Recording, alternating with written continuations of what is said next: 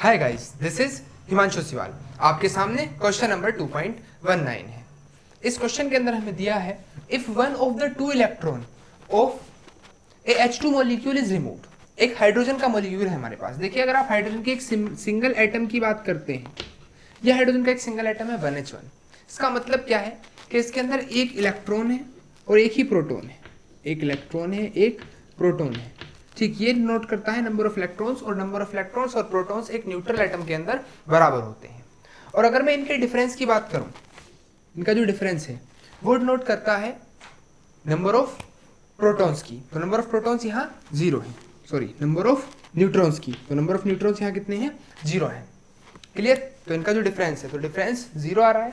इसका मतलब एक सिंगल हाइड्रोजन के एटम की हम बात करें 1H1 एटम की, तो वहां 1 इलेक्ट्रॉन 1 प्रोटॉन और 0 न्यूट्रॉन्स है। तो H2 मॉलिक्यूल क्या होगा? 2 हाइड्रोजन के एटम है, इसका मतलब 2 इलेक्ट्रॉन और 2 प्रोटॉन है। और यहां हमें कह दिया कि if one of the 2 electrons, जो हाइड्रोजन के एटम के अंदर, हाइड्रोजन के मॉलिक्यूल के अंदर 2 इलेक्ट्रॉन्स है, वहां से हमने एक इलेक्ट्रॉन को रिमूव कर दिया, तो हमारे पास जो कॉम्बिनेशन बचा वो 2 प्रोटॉन और 1 इलेक्ट्रॉन का बचा है। Molecular in ion H2 positive, मतलब जो आयन बचेगा हाइड्रोजन के रिमूव होने के बाद, वो H2 पॉजिटिव हमारे पास बच जाएगा। H2 पॉजिटिव, ठीक। H2 पॉजिटिव का मतलब 2 प्रोटॉन्स, एक प्रोटॉन ये है, एक दूसरा प्रोटॉन और एक इलेक्ट्रॉन हमारे पास होगा। ठीक, आगे मुझे दिया है the 2 protons are separated by रफली 1.5 एंगस्ट्रॉम। दोनों प्रोटॉन्स के बीच की अगर मैं डिस्टेंस की बात करूं तो डिस्टेंस होगी 1.5 एंगस्ट्रॉम एंड इलेक्ट्रॉन्स इज रफली 1 एंगस्ट्रॉम फ्रॉम ईच प्रोटॉन। और इलेक्ट्रॉन्स की जो डिस्टेंस है एक प्रोटॉन से वो कितनी है? 1 एंगस्ट्रॉम। ठीक, now determine the potential energy of the system. इस सिस्टम की मैं पोटेंशियल एनर्जी निकालना चाहता हूं। तो बच्चों, यहाँ जो सिस्टम है, अगर हम उसकी पोटेंशियल एनर्जी की बात करें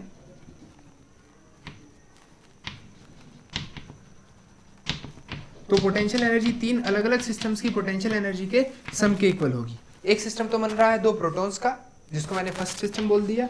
एक प्रोटॉन बन रहा है इलेक्ट्रॉन प्रोटॉन का, and third one is electron proton. तो इन 3 सिस्टम की मैं एनर्जी निकालूंगा और टोटल ऐड करूंगा, तो पूरे सिस्टम की एनर्जी हमारे पास आ जाएगी। तो पोटेंशियल एनर्जी का formula Q naught by 4 pi epsilon naught R है। ठीक है, वो यहाँ भी यूज होगा, यहाँ भी। मैं डायरेक्ट वैल्यूज पुट कर रहा हूँ। मैं चार्ज के प्लेस पर जो वैल्यू रखता हूँ, चार्ज है प्रोटॉन, प्रोटॉन का चार्ज है +E और दूसरे प्रोटॉन का भी +E by 4 pi epsilon naught. Distance है 1.5 एंगस्ट्रॉम। एंगस्ट्रॉम को अगर मीटर में चेंज करते हैं तो 1.5 × 10⁻⁻10 प्लस दूसरा सिस्टम है प्रोटॉन इलेक्ट्रॉन का, तो +E प्रोटॉन का चार्ज और -E इलेक्ट्रॉन का charge by 4 pi epsilon naught. और डिस्टेंस जो है वो 1 एंगस्ट्रॉम है, 1 × 10⁻⁻10 प्लस। ऐसे ही मैं बात करूं तीसरे सिस्टम की, तो वहाँ क्या होगा? एक प्रोटॉन का चार्ज इंटू दूसरे इलेक्ट्रॉन का charge by 4 pi epsilon naught. और जो डिस्टेंस है, डिस्टेंस कितनी है? 1 एंगस्ट्रॉम, यानी 1 × 10⁻⁻10। तो यहाँ से मैंने E² कॉमन ले लिया और बाय 4 पाई एप्सिलॉन नोट और इंटू 10⁻⁻10 कॉमन आ गया। ये बची मेरे पास value 1/1.5 minus 1/1। Distance electron is रफली 1 एंगस्ट्रॉम फ्रॉम ईच प्रोटॉन। ठीक है, हाँ। तो ये हो गया हमारे पास, और ये जो वैल्यू आई ये भी -1। ठीक, मैं पॉइंट हटाऊँ, ये 10 हो गया, 5 2 10, 5 3 15। ठीक, ये एनर्जी जूल में आएगी। अगर जूल की जगह मैं इस आंसर को ईवी में निकालना चाहूँ तो आपको पता है ई से डिनोट कर दें, ई से डिवाइड कर दें हम इसको। ई से अगर मैं डिवाइड कर दूं तो ये जो एनर्जी आएगी वो ईवी में, इलेक्ट्रॉन वोल्ट जो यूनिट है एनर्जी की, उसके अंदर कन्वर्ट हो जाता। तो 2/3 -2, तो ये अब ईवी में हमारा आंसर आ गया। ठीक, अब मैं इसकी अगर फर्दर कैलकुलेशन करता हूँ तो मैं कह सकता हूँ ई से एक ई पावर कैंसिल हो गई। 1/4 पाई एप्सिलॉन नोट की वैल्यू है 9 × 10⁹ इंटू ई की वैल्यू 1.6 × 10⁻⁻19 बाय 10⁻⁻10। और अगर इसको सोल्व करें तो 3 2 6 और 2 - 6 -4/3 ये वैल्यू आ जाएगी, -4/3। ठीक, ईवी।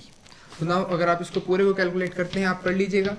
मैंने पहले कैलकुलेट कर रखा है 19.2 EV, ये आंसर आपका आ जाएगा। तो सिंपल सा क्वेश्चन है, अच्छा क्वेश्चन है काफ़ी, आप इसको ध्यान से करें। Thank you.